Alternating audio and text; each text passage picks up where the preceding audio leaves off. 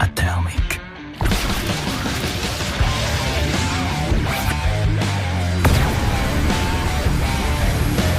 Overpowered characters are pretty cool. They're just so fun to watch. And I know a part of you thinks likewise because those showcases of power videos have been some of the most popular. And that's why today I've decided it's time to pay yet another homage to some of my favorite overpowered characters. As an additional challenge this time, I've decided to restrict myself to only newer anime. So that means 2022 and beyond. And that means no Kira Yamato, no Gotsuya, no Kirito, no Ainz, none of that. Hajime also barely misses the cut too. Also, this is going to be more in line with an opinion video and a recommendation video because there's no way we're going to compare these monsters against each other. Yep, it's going to be filled with fantasy anime characters, but it's actually not all isekai, surprisingly. Alright then, let's get going now, shall we? 2020 was a good year for overpowered characters. Need some proof? Just look at Jin Mori.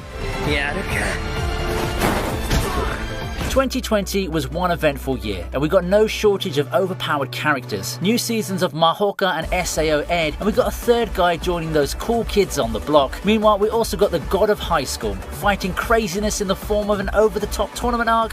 Count me in. Jin Mori, the protagonist, is an interesting case. He's not exactly the type of person who wins everything. When you look at it, the progression from the Jin Mori at the start to the guy who has all those insane moves at the end is pretty quick. And I don't mean to make a reference to the regrettably furious pace at which this anime has been adapted. I mean, when you look at it, the Jin who loses his first fight and the guy who's going blow by blow against the likes of Davy and Ilpio at the end look like completely different people. Talk about a glow up of epic proportions. However, in terms of overpowered characters, Jin does play second fiddle to a peer who's coming up next.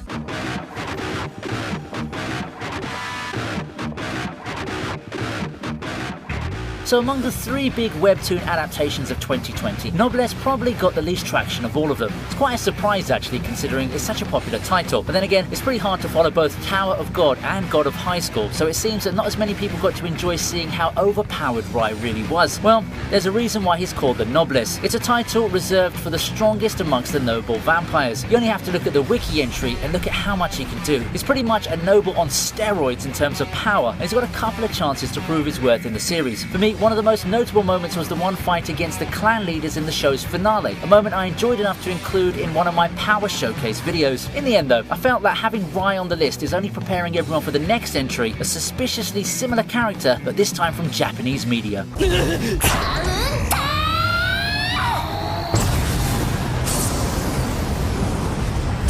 It may come as a surprise to some, I know. For all the overpowered things she can do, Maple managed to remain low-key when it comes to discourse on these characters. It may be due to how her feats are relatively tame compared to the world-shattering powers of the other characters on this list, or maybe because she gets a pass because Bofuri as a show seems a lot more easygoing and light-hearted. That's truly a strength of the show in that it doesn't really take itself too seriously and pretend there's some grand world-ending stakes on the line. Doesn't change a thing though. Maple hasn't lost, barring some technicalities where she doesn't technically win. She keeps getting new powers as the plot progresses, but I think that's the point of the show. It's that kind of innocent chaos which makes Bofuri such an enjoyable ride. And to be fair, the writers actually tried to balance Maple out a bit by showing that she can't win everything on her own. She has a lot of close calls admittedly, and maybe that's why she's escaped some people's radars, especially those who haven't seen Bofuri when discussing OP characters.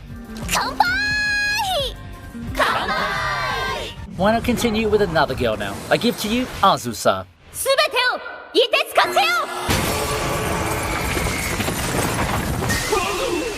Much like Bofuri, Slime 300 is a show that features an airhead female protag with heavy emphasis on keeping stuff light-hearted, fun, and comedic. Maple stumbles upon skills, but in contrast, Azusa does things the old-fashioned way, grinding, and grinding until she reaches the pinnacle of power by killing slimes. If the title's not enough of a giveaway, that is. Who would have ever thought that diligently farming slimes will give someone all the power in the world? But here we are with a rather amusing result. Slime 300 is a show that's focused on silly fun, which is mainly why we don't see Azusa flexing her powers in the way we expected her to. Then again, being able to come out on top against everything, even when she's not taking things seriously, is nothing to scoff at. Unfortunately, she does have a weakness though. Being productive. Yeah, bring on all the enemies you can bring and she'll breeze through it all. Having homework to do? You can forget that. すべてを凍てつかせよ!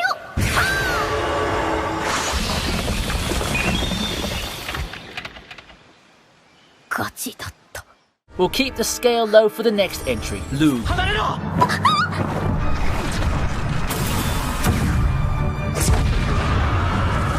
Lug's an interesting case. As an isekai hero, he differentiates himself from the typical one by being a grizzled, hardened assassin in his life on Earth. Yeah, he's not the plain salaryman otaku type that people have come to expect from the genre. He's someone chosen by the goddess for his skill in life, and with a mission to defeat the previous hero, it would take the best of the best to accomplish it. And while he doesn't have any extraordinary powers that would blow people away, no big time flexing to the likes of what we've come to know from these overpowered characters, though he does use his experience in life to great degree. Yeah, there's some magic in play, but at least he's not the type to use that magic to drop meteors and such. Personally, I like Lug for it. Assassin Aristocrat, as people have called the show due to its insanely long name, was one of my seasonal favourites back then due to how it slightly subverts the usual isekai overpowered hero tropes, yet doesn't completely deviate from them to be its own thing. Oh, and I'm always a sucker for cool, calm and collected heroes too.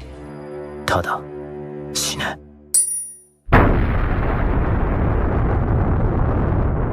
Sid Gargano is another fan favourite who prefers to keep himself low-key.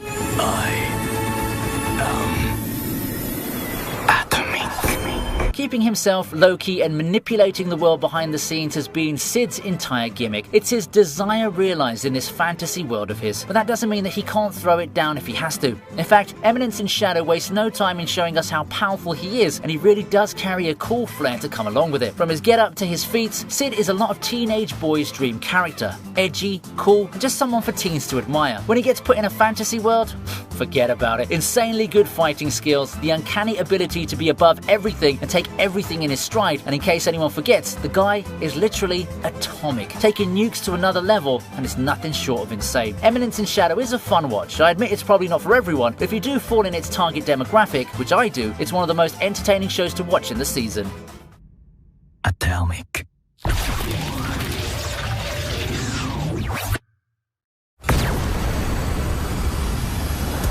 Since we're on the topic of 2022 shows, I present to you Yosuke Shibazaki.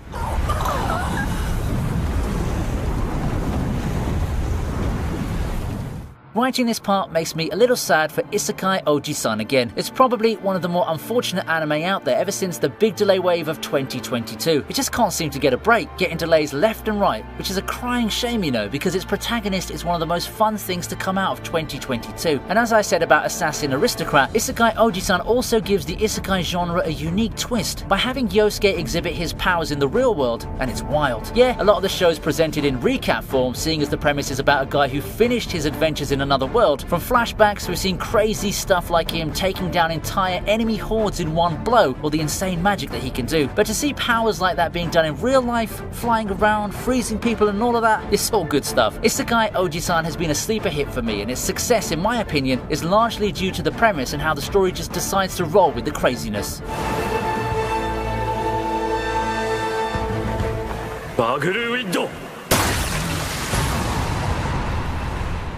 And I'd like to ask for some likes if you enjoy what you've been seeing so far. It does help the channel grow, so go ahead and take a few seconds to give yourselves a better YouTube experience. We resume now with Leo Demonheart.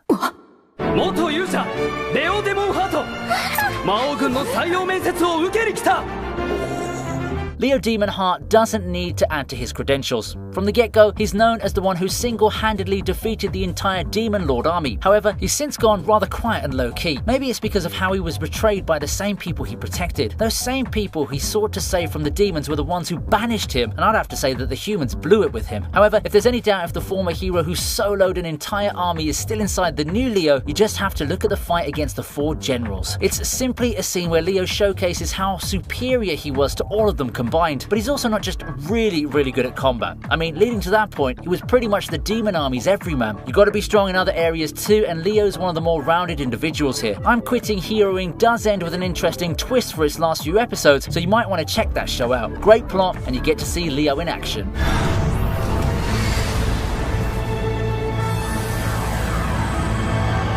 You guessed it, it's Arnos' turn.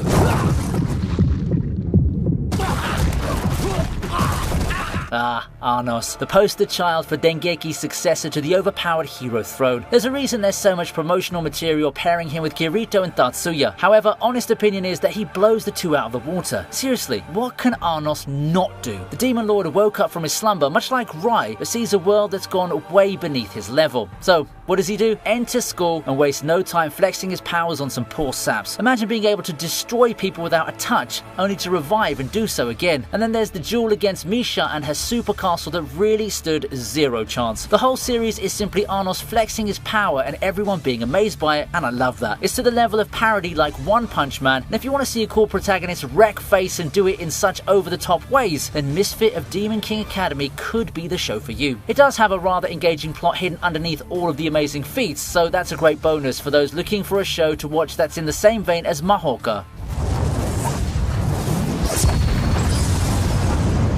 Last but not least, we have Wang Ling.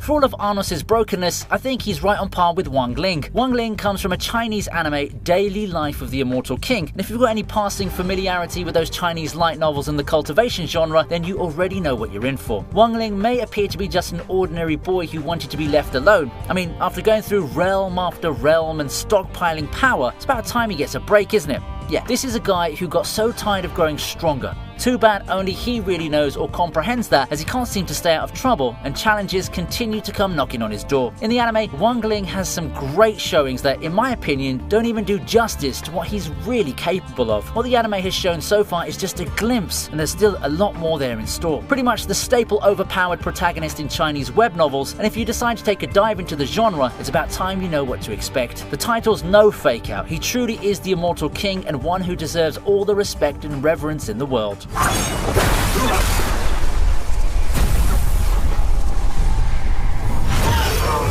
And that, my friend, is my list of some of the most overpowered anime characters from the years 2022 to the present. Surely there are more of them, so it's up to you to introduce me to them. So that's it for today. Thank you for watching, and once again, I'd love to see you back for the next one. We have a lot more exciting videos coming up, so please stay tuned. See you next time.